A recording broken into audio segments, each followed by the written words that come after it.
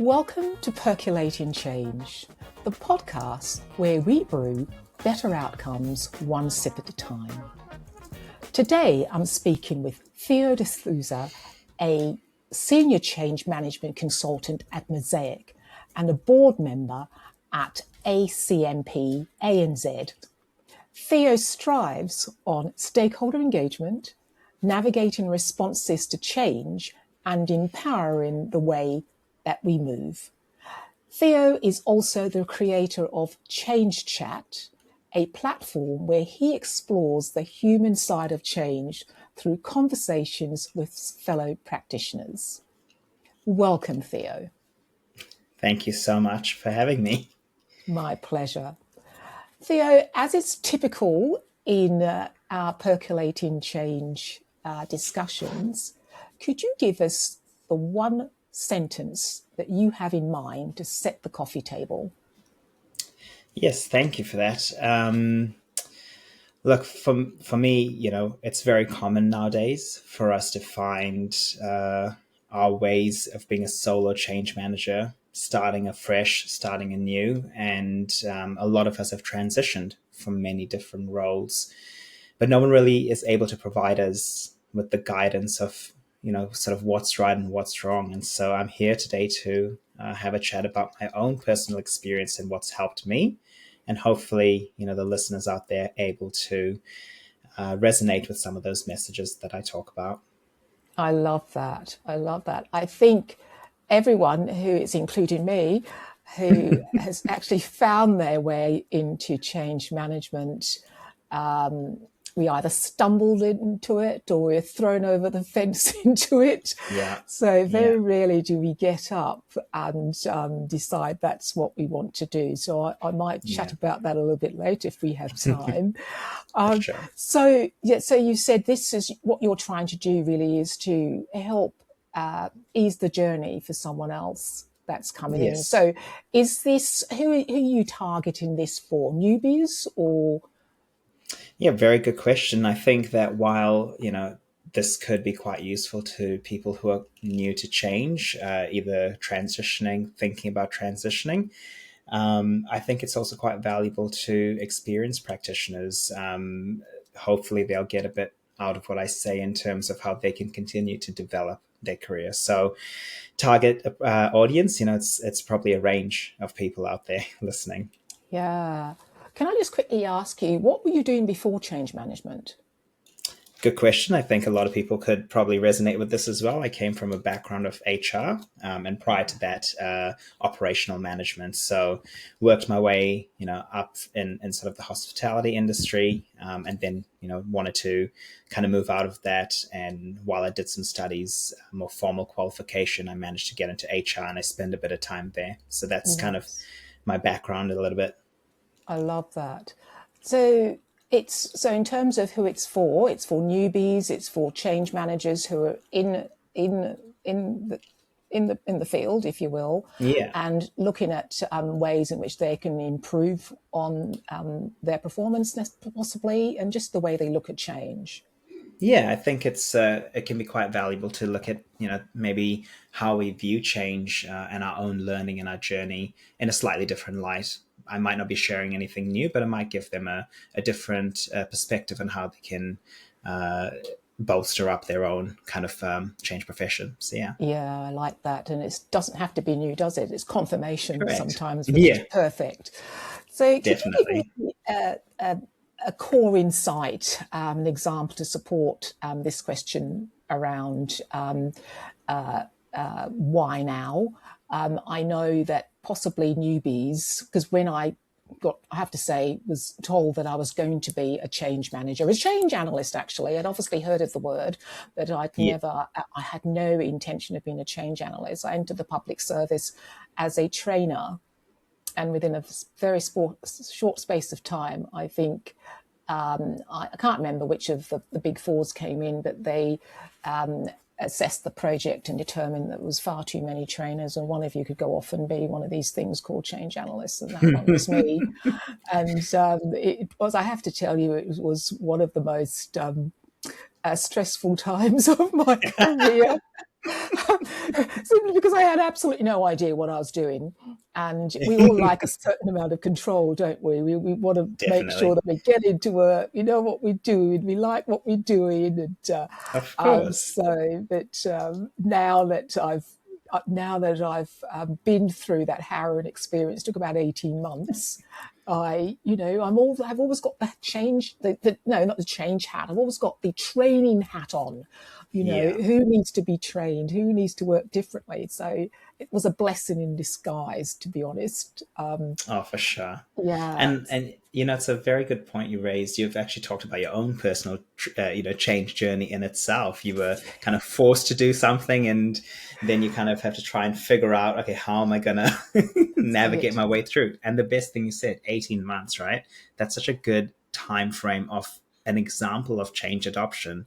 And I know we're not going to necessarily go down that path, but I'm sure people listening can, Right. definitely see then and there is such a good example of how just in general it takes time to adopt change. So Yeah, I love that story. absolutely. And the thing is, as well, when there was actually no support. Now, I'm not trying to bad note, where I Sure. was, not Yeah. trying to do that at all, because they were there really trying to get the job done, and that they Yeah. had this project was being evaluated, and time's money and all the rest of it.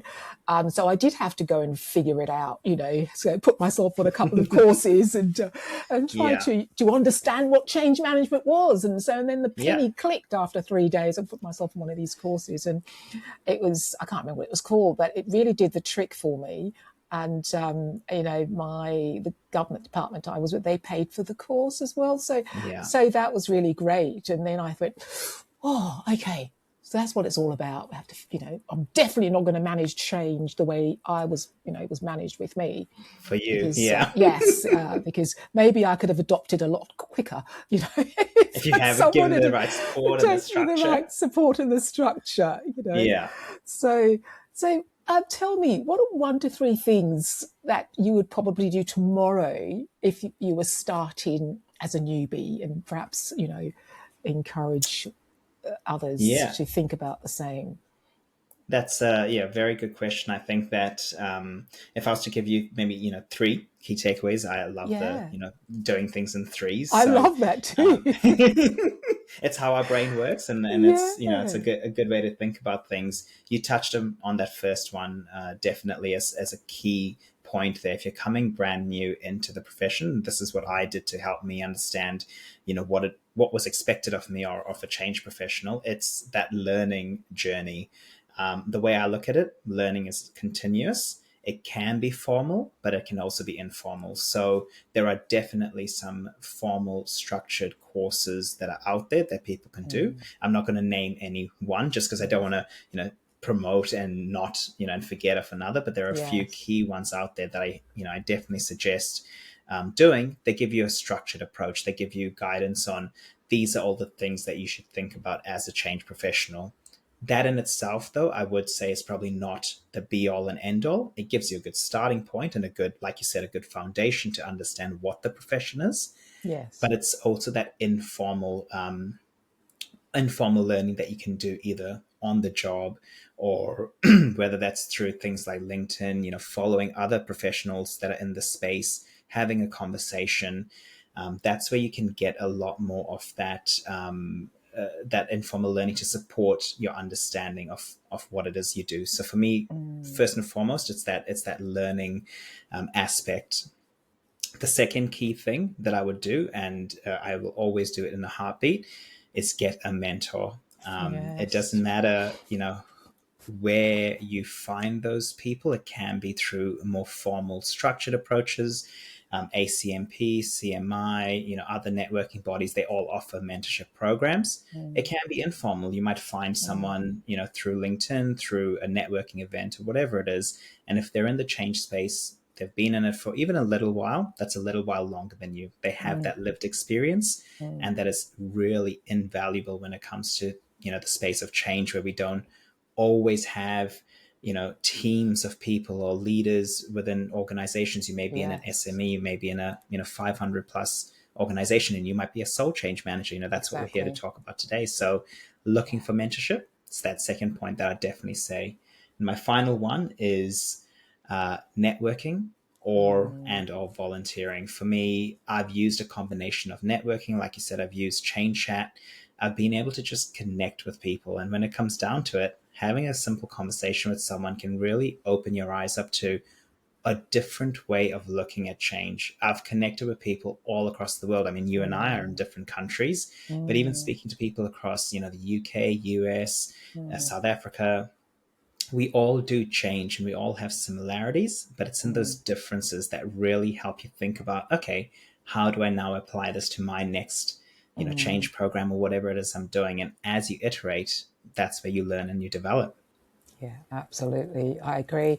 The three really, really great points. Thank you so much. When you spoke about a mentor, it reminded me, actually, I think it would have been maybe 7 years in to my change experience, change journey. I found someone that I resonated with. I have a funny feeling she may have indicated in her profile that she did mentoring, or she may not have. I just asked her one day if she could be my mentor. I just liked the way she engaged on the platform. And there's so many different people, personality types. We don't all Definitely. Resonate together. There was something about her style, and I learnt a lot from her. And that's the important thing, right? It's everyone will find they learn differently, and everyone has different personalities that they either get along with or the opposite, may not necessarily gel with. So finding a mentor that's valuable to you, that's the most important part. In my personal opinion, the years of experience that person has in their field, so if we talk about in change management, is not as relevant as long as they've had some lived experience and they can share even one thing with you. That's a mentorship structure in itself. Absolutely agree. And you know what? I've found mentors all through my life for different things that I'm doing. I pick up a mentor to help me write my book. They helped me write my book. She didn't contribute to the book at all, but she was definitely a person who had written four books, I think. And it was, she was accountability. She was my accountability coach. Because it lived in my head for so many years before, but it was just the fact that I was going to have that meeting with this individual on this day, and dear God, and I had to show off on LinkedIn as well 3 or 4 times. And before that, I was never doing that. So that mentorship, it helps you in so many ways, because as you've said, even if there's just one area that they've got more experience in than you, that you can leverage and learn from, that's the way. So I love that. And the last one that you mentioned about the formal structures, learning through formal and informal. I love that as well too, because I think you need both. I like to know how to learn to drive, and then once you know how to learn to drive, then you can take shortcuts. You know what I mean? You could take shortcuts. That sounds really bad, that analogy. But what I mean is not unsafe shortcuts. But what I mean is when you understand, what it means to go from one to, or through the gears, etc., and you're going up a hill or whatever, you know how to navigate it better once you've had some structure around it. That's what I found anyway. Yeah, a combination of learning on the job. Yes, you get that extra, every iteration or everything that you get on top of that structured learning, it just adds to different areas. And that's what I've really loved about, seeing people do their thing and do it well on LinkedIn. Everyone talks about what they're really curious about, what they're interested in, and how they develop those specific areas. And for me, I can look at this, platform and go, okay, this specific person does comms really well, so I'm going to follow them and take 1 or 2 things. This person does agile really well. So that's an informal learning approach. No one's sitting there going, you have to do this, you have to sit this exam, X, Y, and Z. You're just learning as you go. And so it definitely is that balance of both the formal and the informal. Such a very good example. I love that. Thank you so much. We're coming to the end soon, but what is, if you were to instruct, and you've actually, I think we may have even covered this question already, but if you were to do it differently, if you were to start out now, is there anything in particular that you would do differently? I think it probably, Um, I think for me, I know some people can be scared of the word networking, so I'm going to still use yeah. the word networking, but in a different approach. I think I would have started my journey of connecting with people earlier. I think Mm, I don't regret when I did it, but for yeah. example, I started Change Chat only this year, and it's really really helped me. So for me, it doesn't have to use the word networking, go to an event and have to talk to people. Just connecting with people at an Mm, earlier time frame would be the only thing I'd change, because every mm, single conversation you have with just one other person, it really mm. enhances your own personal experience and your perspective. So Yeah, that's one thing I do. absolutely, definitely. And how did we start talking? I loved your change chat. It Yes, resonated thank with you. me. I loved it. I loved the guests. I love the way you engage with them, and it's exactly right. Just that's exactly right. Networking. It's all different forms. Of course. It's Yeah. very hybrid. Yeah. What's one challenge do you think to watch for in the next 6 to 12 months? Um, I think for me, there's I know we're saying one challenge. I'm going to put it down to two. The first Mm, main one, the overarching one, is people have started to use AI a lot in a lot of different mm, spaces, and how mm, this feeds into the space of LinkedIn has really changed the way you engage with the platform. So that's mm, my two in one. It's AI and it's LinkedIn. mm, So if I bring mm, it to just that one thing to watch out for, mm. when engaging with a platform like LinkedIn, it is becoming more of a social than than what it used to be, instead of that professional kind of platform. So to trying to wade through the noise of the automated LinkedIn posts, or the people who are Mm, generating for a purpose of sales, really mm, find the genuine voices out there. So that's probably the mm. one thing I'd call I love on that. I do in like terms of that. that, because otherwise you're going to learn potentially the wrong or incorrect Yeah, thing. yeah, absolutely. I love that. Validation, what you think you're consuming to ensure For that it's sure. correct. And as you say, cut through the noise. Yeah. Uh, Yeah. and lastly, what about a myth or a common pitfall, do you think? Is there anything you'd like to bust? Any myths you'd like to bust? Not, Oh, that's a there might very not good be. I'm question. probably put you on the spot there. Well, I think for me, this is something I had to bust in terms of my own myth. Don't uh, think that you don't have transferable skills, or that you're not ready to transfer into the space of change management. Yes, A lot yeah. of people that I've spoken to in the last just 6 months alone, I've spoken to a few teachers. Mm, Again, HR professionals, quite common. Yourself coming mm, from a training background, a lot of mm, people think that, okay, I've had so many years in my profession, but now I need to start from the bottom, in that maybe mm. change analyst or advisor role, and have to work my way up. That's not true. If That's you not can true. really call out your transferable skills, it's all Mm, about people. We are working with yeah, people, engaging and supporting them. yeah, Just focus on that and see where that can take you. yeah. Absolutely. I love that. And understanding what change management is all about will enable you to transfer those transferable Yeah. skills quickly. Yeah. So what are we trying to achieve with that? It's who are these people and how they're going to be impacted and Yeah. when and how's that change? And a teacher could definitely do that. they, 100%. they give reports every year to those unfortunate parents or fortunate parents about progress. So no, I absolutely love that. We've come to the end of our time. Theo, it's been really good having you on the show today. So, where can people get hold of you? We've talked about your change chat. So, if you want to talk a little bit more about that, so people know what Yeah. that means and how often you show up on LinkedIn, maybe, and tell Yeah. us. Yeah, Thank you. And once again, just thank you so much for having me on this as well. I it's my really pleasure. appreciate it. We've had, in the last few weeks, had some really good conversations on and off the platform. Yeah, So we have. definitely loved, connecting and learning from yourself. People can Likewise. find me, like I said, I use LinkedIn as my main platform at the moment. And as you called out, Change Chat is my personal brand that I use.